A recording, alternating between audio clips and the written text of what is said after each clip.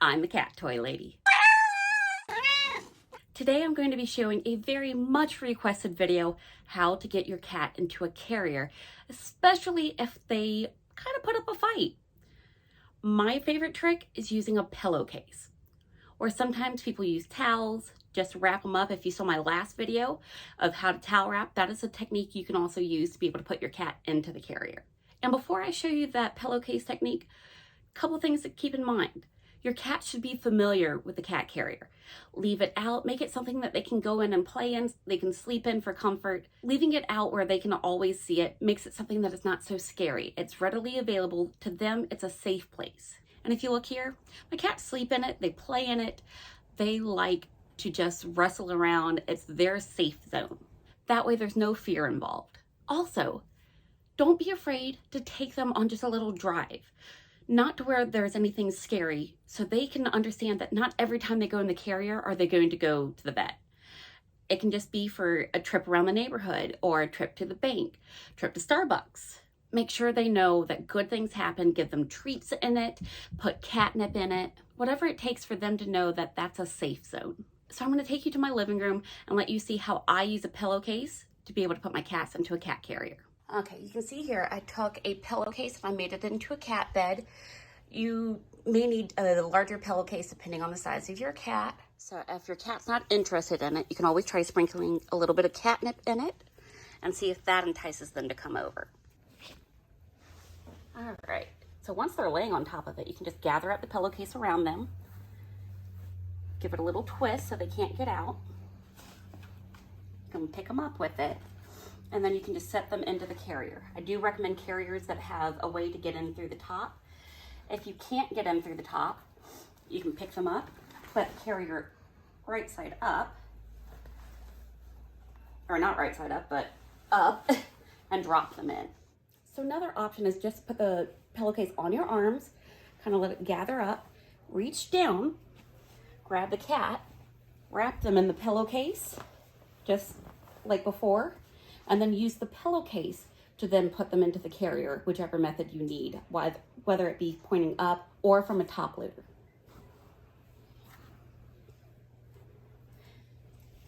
Once you drop them in, just leave the pillowcase where it can come open.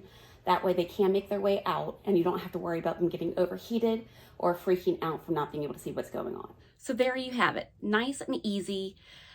For kitty cats that you're afraid that are going to bite you, there are things like comforters that you can wrap them in, that way they can't bite through it. But my favorite technique is the pillowcase, just because it's so quick and easy.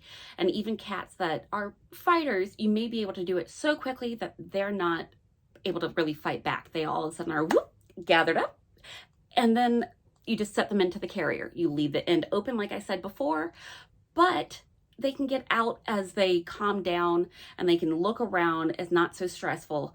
Yes, the initial pillowcase can be a little stressful just because they're not sure what's going on. But if they're ones that will fight you to go into the carrier, it's going to be safer for you and for them. And don't forget to check out the towel wrapping video. That can really help you too. If the pillowcase seems like a bit too much, or if you have a really big kitty, use the towel wrapping technique to be able to drop that with your cat in it into the carrier. And a word of advice: buy carriers that have a top that opens up. Sometimes the ones that unscrew going all the way around can really take a lot of time. Your vet tech may not like you for them. And at the vet, a lot of vets don't like to yank cats out through those little holes. They like to be able to have the easy access of just being able to reach into the carrier. And also remember, the size of your carrier does matter. You need them to be able to turn around. If you have a carrier where your cat can't turn around, it is not a good carrier. It is too small. So the standard cat carriers that you see, the smaller of the regular sizes that are for adults, really should not be for adults. Those are more for kittens. You need what's considered a small dog carrier for most cats. And if you have a cat that gets carsick and pukes, known to poop or pee, make sure that you get a plastic carrier, not a cloth carrier. And things like pee pads, like puppy training pee pads, those are good to line your carrier. That way you can switch it out. Don't be the person that brings in the carrier that's covered in dust and disgusting, smells to high heaven, and has the towel that obviously has like dead spiders in it, or has been locked away in a cabinet in the carrier for a year. Don't be that person that brings the nastiness into the vet with you. Your cat doesn't want to sit in it either. Just a little pointer from the vet tech. I've seen it all. And while we're on the topic of carriers, don't be the person to walk into the vet with the cat that's not in the carrier. Do you know how many cats I've seen get loose in the parking lot or in the clinic because the owners didn't bring them in the carrier? Also, do a safety check of your carrier. Again, I have seen the carriers, unfortunately, where the owner was carrying it out to the car after the exam, that it was a bad carrier, that she didn't have very many of the connecting parts to keep it together. She was just carrying it by the handle. The bottom of the carrier breaks off, and the cat ended up running away and was never seen again. Can't have a chance of being able to fall apart. And also, when you're carrying it, carry your cat like they're a baby, a hand underneath and a hand on the handle. That way, just in case some freak accident happens, you know that your cat is secure and that freak accident can't happen. Kitties are precious cargo. So thanks for joining me with this short video. I hope it helped explain another way that you can try to get a stressed out cat into the carrier.